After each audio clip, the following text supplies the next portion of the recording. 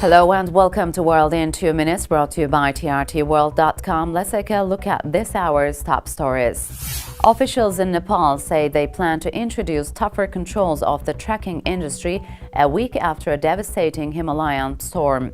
They told reporters that in the future, all trekkers will be required to register before setting out on the Annapurna circuit. Only properly trained and accredited guides will be able to lead the treks.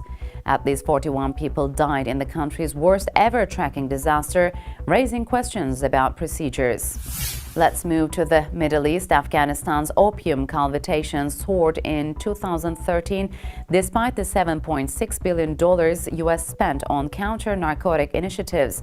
Afghans cultivated a record 516,000 acres of opium poppy in 2013, up from 477,000 acres in 2007.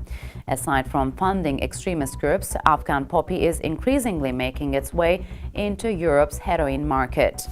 Let's now move to the United Kingdom. According to the UK Office for National Statistics, government borrowing in the UK rose to about $19 billion in September, registering an increase of about 10.3% from a year earlier.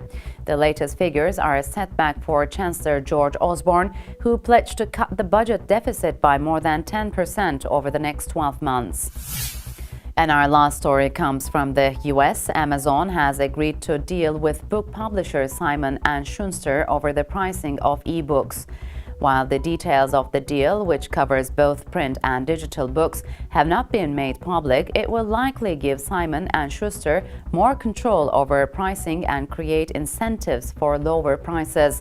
Simon & Schuster was among 5 publishers sued by the U.S. Justice Department in 2012 for alleged price fixing. And that's it for this hour's World in 2 Minutes. Goodbye.